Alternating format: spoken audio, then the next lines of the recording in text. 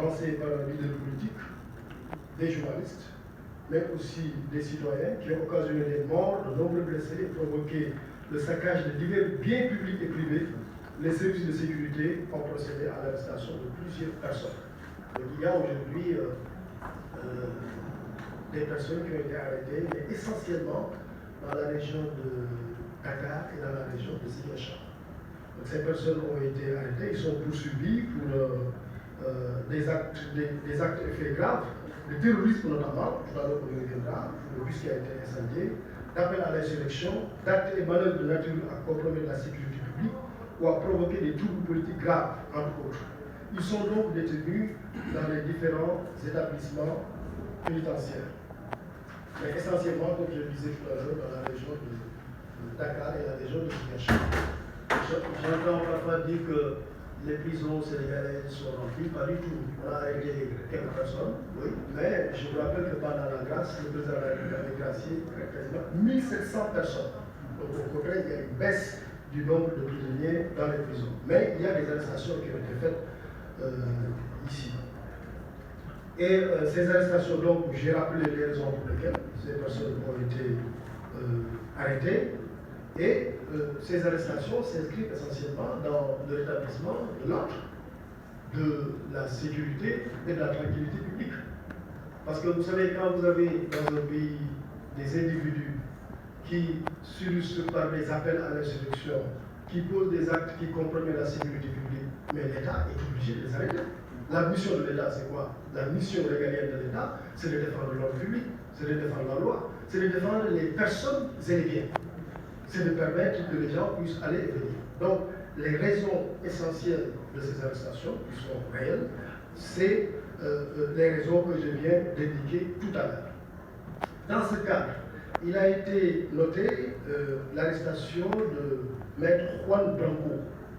Juan Branco, pour ceux qui suivent l'actualité, c'est un avocat français qui s'est illustré ces derniers temps par les attaques contre l'État du Sénégal, contre ses institutions, qui a essayé d'expérimenter sa théorie de la révolution et de l'insurrection au Sénégal, en appelant les gens à brûler, à casser, etc.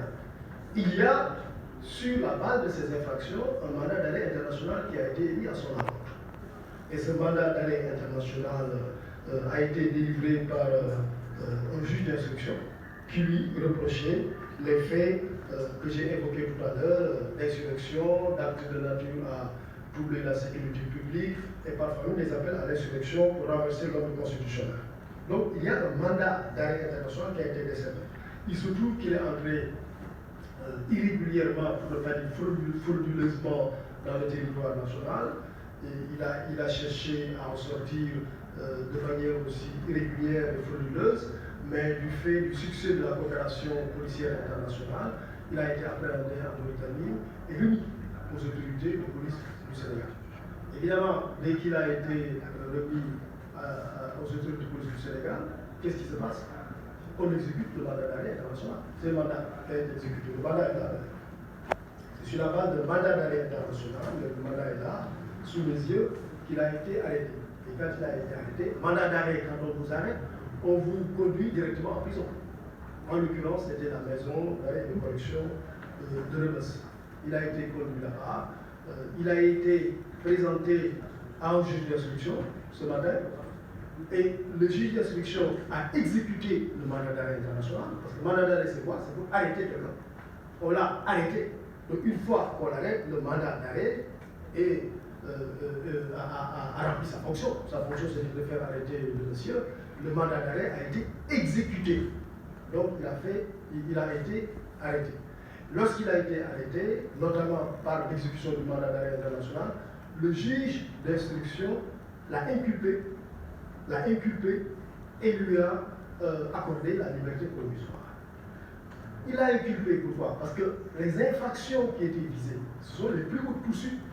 Ce sont des infractions délictuelles pour certaines, criminelles pour d'autres.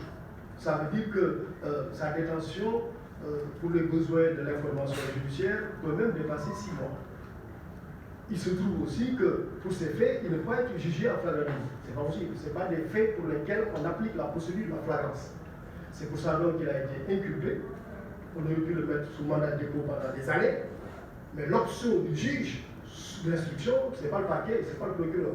C'est le juge qui a souverainement décidé de l'inculper et de lui accorder la liberté provisoire. Je rappelle que le parquet ne s'y oppose pas. Pourquoi? Parce que, vous voyez, la liberté est la règle, la détention est l'exception. Il n'est pas un ressortissant sénégalais, il n'a pas la nationalité sénégalaise, il a sa famille, il a sa profession. Nous avons des accords de coopération judiciaire très sérieuses qui nous lient avec la France. Nous pouvons à tout moment coopérer avec la France lorsqu'il y a un besoin d'administration de la justice. Il n'y avait pas donc de raison de le garder dans les liens de la détention. Mais, attention, il reste sous contrôle judiciaire.